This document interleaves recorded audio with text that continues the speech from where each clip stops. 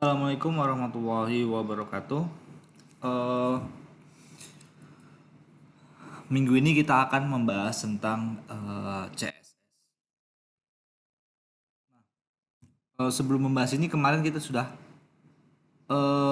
membahas sedikit tentang CSS. Dimana juga kalian sudah menggunakannya baik itu dari eh, inline, internal dan eksternal. Tetapi kalian hanya menggunakannya dan tidak tahu itu apa fungsinya. Ya mungkin beberapa dari kalian udah ada yang tahu. Jadi yang udah tahu ya mengikuti saja.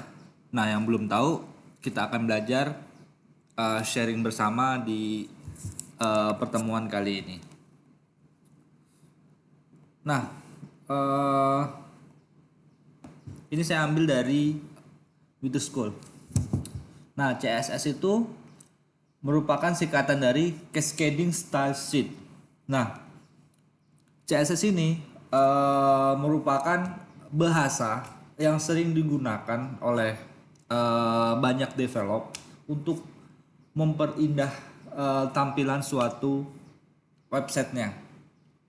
Dan CSS ini juga bisa digunakan untuk membuat website itu menjadi responsif. Misal kalian menggunakan laptop, tampilannya mengikuti laptop. Kemudian jika kalian membuka website kalian menggunakan handphone, nah tampilan websitenya akan mengikuti tampilan dari handphone itu sendiri. Nah jadi CSS ini bukan hanya mempercantik tetapi juga bisa membuat responsif tampilan di setiap platform yang kalian miliki. Nah kemarin kita juga sudah menggunakan sedikit waktu belajar di login. Oke, kita lanjutkan. Nah, ini merupakan tampilan Facebook. Ya mungkin kalau misalkan tidak menggunakan CSS, itu tampilannya akan seperti ini. Ya, mungkin bagi kalian atau bagi kita semua tampilan tersebut kurang menarik. Nah, agar terlihat menarik, maka Facebook menambahkan CSS ini ke dalam website mereka sehingga tampilannya menjadi enak dilihat seperti yang di sampingnya ini. Seperti yang kita nikmati sekarang lah. Nah, sekarang website mana sih yang tidak menggunakan CSS? Pasti semua website sekarang ini menggunakan CSS semua.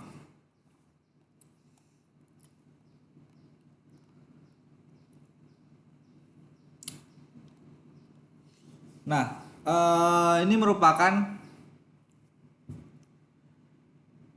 salah satu penggunaan dari coding CSS. Nah, CSS ini digunakan untuk tampilan di website, termasuk desainnya, layout, dan variasi dari tampilan dari berbagai macam device yang tadi saya sebutkan, serta ukuran size-nya. Nah, salah satu dari codingnya adalah seperti ini. Body, terus dibuka blok deklarasinya, kemudian ditutup dengan blok deklarasinya. Nah, ini dia. Nah, body itu namanya selector. Oke, kita bahas codingnya. Nah, struktur kode CSS terdiri dari 3 bagian, yaitu ada selector, blok deklarasi, properti, dan nilainya. Nah, sama seperti tadi, body itu sama dengan, kita anggap sama dengan P, itu sama-sama selector. Apapun yang di luar dari blok deklarasi itu namanya selector. Nah, kemudian di dalamnya setelah blok deklarasi ini pasti ada namanya properti. Nah, properti ini nanti dinilai misalkan kita buat background. Nah, backgroundnya itu anggap propertinya. Nah, nilai properti dari properti yang telah kita sediakan tadi, yaitu backgroundnya adalah warnanya yellow. Nah, sebenarnya warnanya nanti ada tidak seperti ini, ada penulisannya yang menggunakan angka digabung dengan karakter itu ada juga. Tetapi untuk yang CSS standar itu biasanya masih menggunakan yellow, blue, red dan lain sebagainya.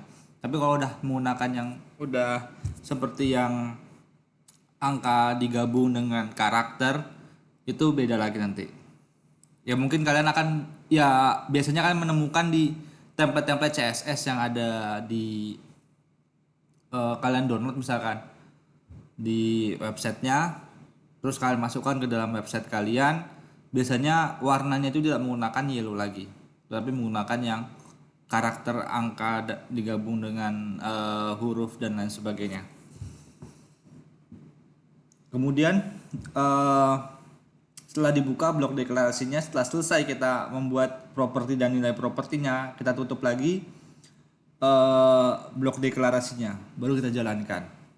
Nantinya akan nampak warna backgroundnya yellow dan teksnya itu adalah biru. Nah, ini tergantung kita sih mau ngisinya seperti apa. Oke, yang kemudian,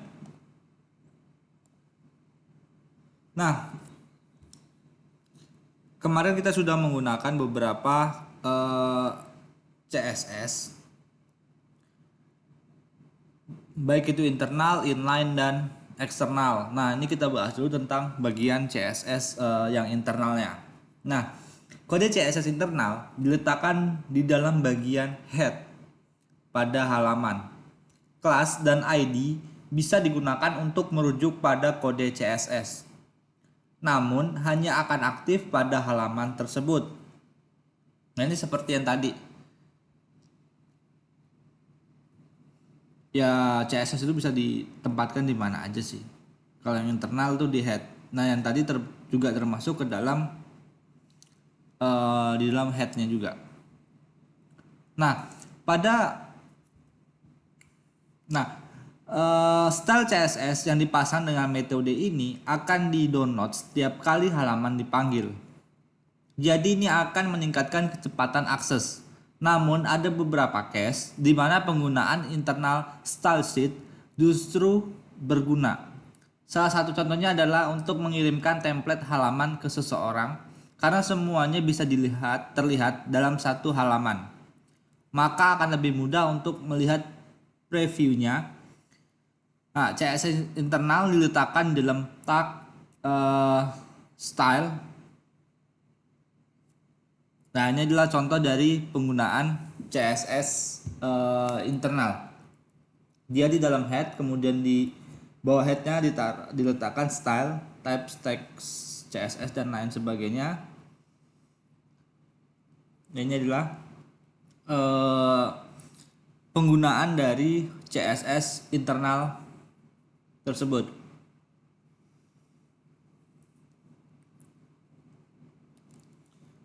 Nah, yang kemudian adalah external CSS.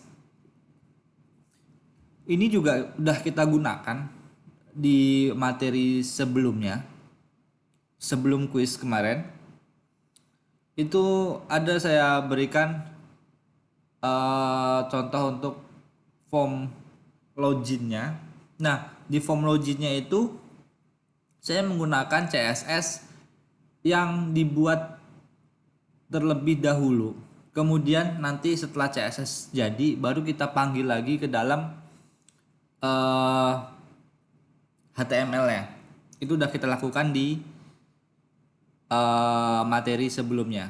Tetapi belum dijelaskan secara mendetail kenapa CSS ini disebut CSS apa gitu. Cuma belum kita jelaskan. Nah, hari inilah kita jelaskan CSS tersebut.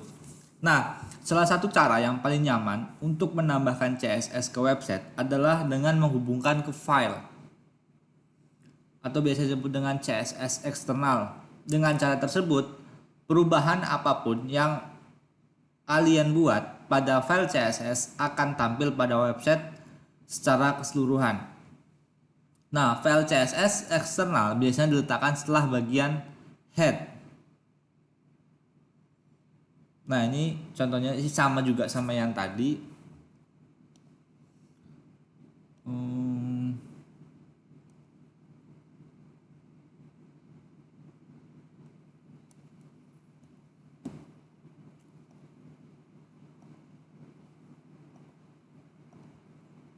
Nah, sama-sama tadi, sama-sama di bawah head juga sebenarnya.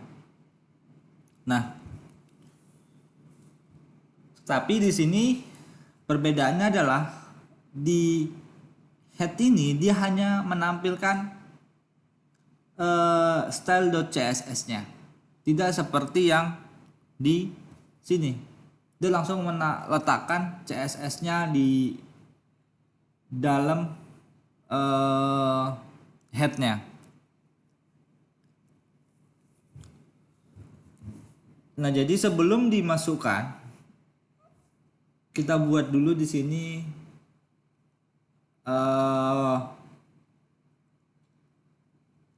tampilan untuk CSS-nya. Nah, kalau di sini tadi kan kita bahas singgung sedikit tentang warna. Nah, kalau warna tadi kita buat itu adalah warnanya langsung kita sebutkan yellow, green dan lain sebagainya. Nah, kalau di sini kita nantinya akan melihat di Witty School untuk kalian mengetahui ini warna apa sih, ini warna apa sih, itu bisa kita lihat di Witty School ada banyak. Kita buka dulu tentang Witty School-nya.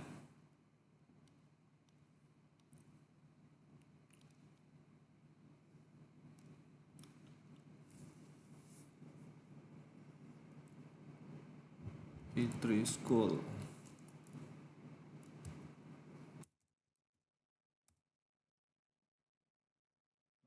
Cari yang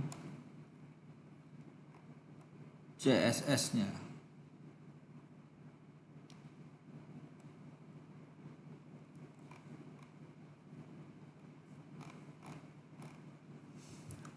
Oh, nah ini dia CSS color.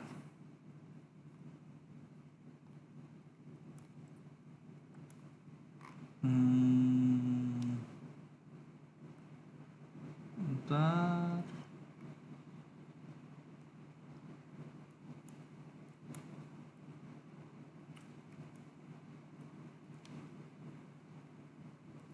Nah, ini dia.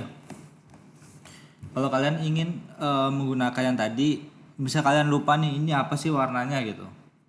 Nah, di sini sudah dilihatkan, tapi ini untuk yang mix warna gitu. Nah, kalau misalkan kita di color aja, itu hanya misalkan kita gunakan yang biasa, ya yellow aja gitu. Tapi kalau kita mau mixkan dan lain sebagainya, bagusnya menggunakan ini. Bisa juga yang warna tadi, misalkan kalau blue itu kodenya ini, blue violet ini kodenya. Nah, ini bisa kalian buka di Witty School.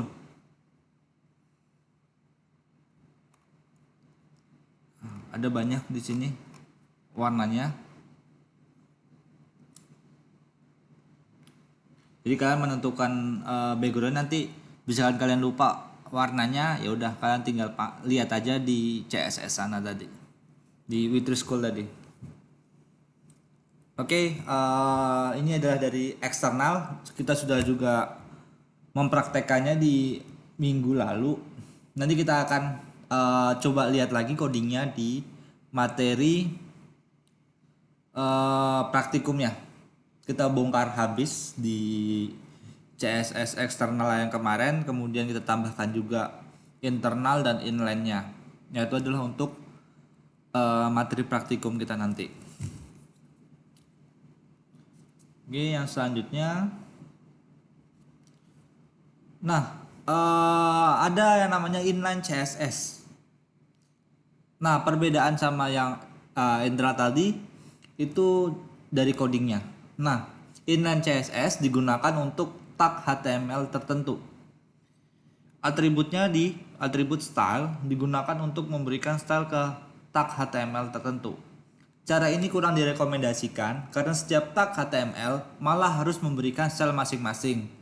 Anda akan lebih sulit dalam mengatur website jika hanya menggunakan inline CSS. Namun, di beberapa situasi justru inline CSS menjadi berguna. Contohnya pada saat kalian tidak memiliki akses ke file CSS atau harus mengubah style untuk satu elemen saja. Nah, ini adalah contohnya. Kalau tadi adalah dia harus di dalam blok. Nah, kalau yang ini dia tidak harus di dalam blok, tapi dia di dalam tag itu sendiri. Nah, kalau yang eksternal tadi kita letakkan di sini ada blok deklarasi setelah selektornya tadi misalkan seperti ini, H1 atau P ini. Kita buka blok deklarasinya, tetapi kalau yang di inline itu langsung saja H1 misalkan style, color, white, padding 30 px. Nah, dan lain sebagainya itu buatnya itu seperti ini misalkan.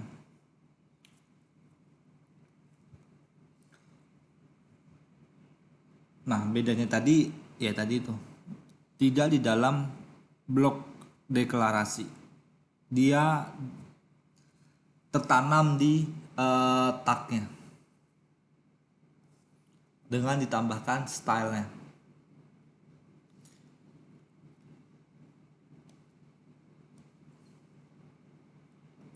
Oh, ini masih tergabung dengan materi sebelumnya. Nah,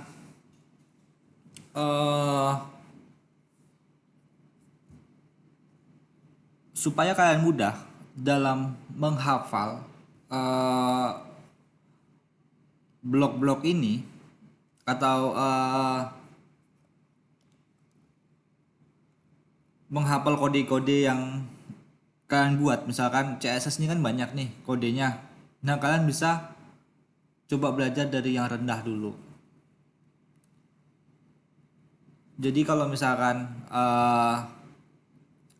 kalian belajar misalkan ya dari dasar dulu lah, kalian pakai dulu ya yang standar, misalkan dari inline dulu, kemudian udah paham di inline, coba kalian masuk lagi ke internal udah paham, baru masuk ke eksternal. Secara perlahan itu akan menguatkan memori kalian dalam membuat kode CSS. Nah, tetapi kalau misalkan kalian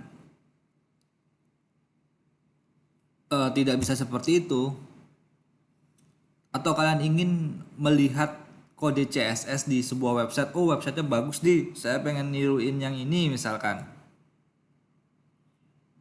Nah, itu juga kalian bisa seperti ini misalkan. Kita buka sar.ac.id.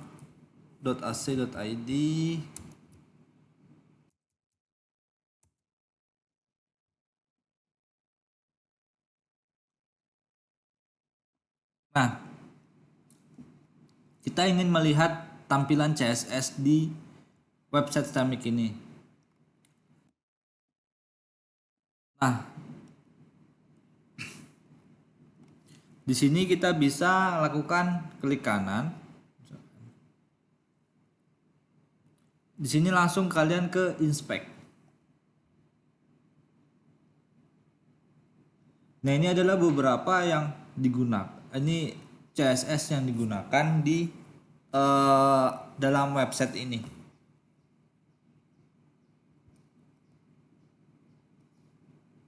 Nah, ini dia script CSS-nya.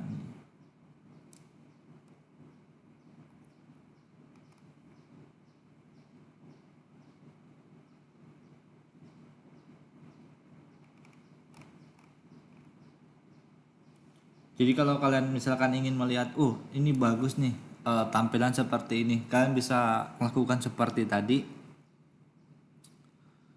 eh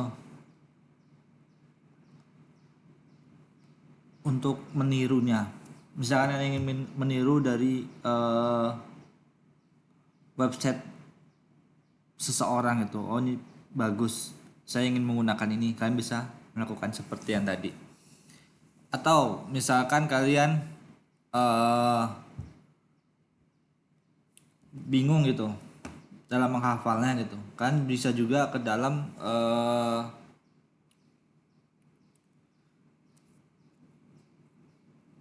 CSS cheat sheet. Nah ini di sini sudah disediakan semua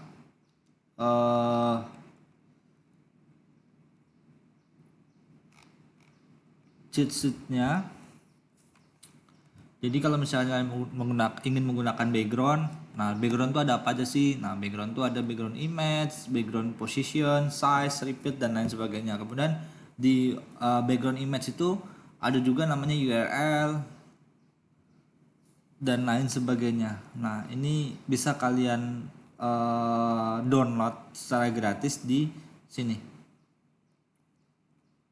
Nah ini ada banyak.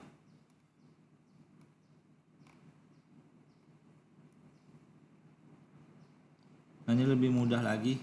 Kalau tadi dibuat satu-satu yang di PDF-nya, kalau yang di website, ya, kalau yang di versi webnya itu seperti ini. Jadi dipisah-pisahkan background, border,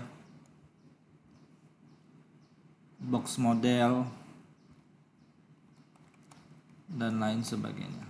Nah ini bisa kalian lihat di sini, kalian print terus kalian letakkan di kamar kalian. Ini akan berguna jika nanti kalian jadi seorang web developer. Atau cara mudahnya juga gampang sih. Kalian misalkan ingin melihat berbagai template orang, itu bisa kalian gunakan juga template orang itu dalam website kalian misalkan.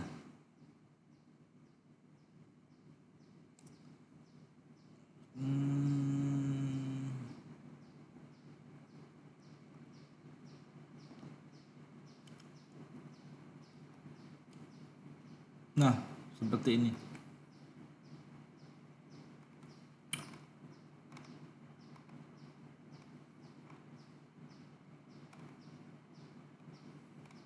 Nah, ini bisa kalian download, terus kalian letakkan di website kalian, ya tampilannya seperti ini nanti. Tergantung tema yang kita miliki kemarin. Nah, itu bisa juga di sini. Tetapi untuk yang tugas kemarin, kuis kemarin itu tidak boleh menggunakan template ini. Template ini digunakan nanti ketika kalian UAS.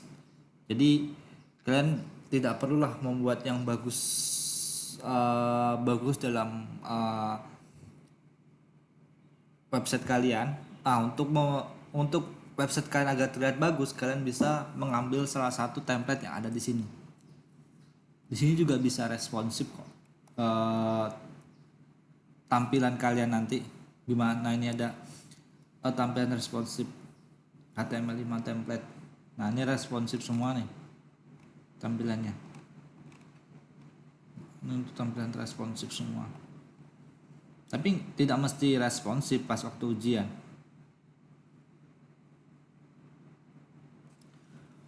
Jadi ujiannya itu adalah gabungan dari beberapa materi terakhir yang akan saya jelaskan. Setelah itu nanti baru kalian mulai projectnya.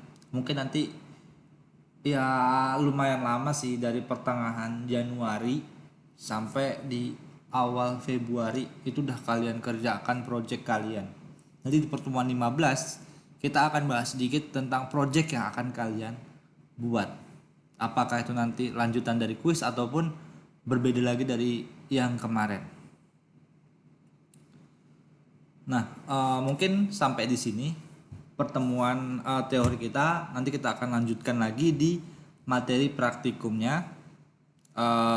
Jika ada yang ditanyakan bisa langsung tanyakan di WhatsApp ataupun email saya, ataupun di kolom komentar pada classroomnya. Oke, saya akhiri pertemuan teori hari ini. Assalamualaikum warahmatullahi wabarakatuh.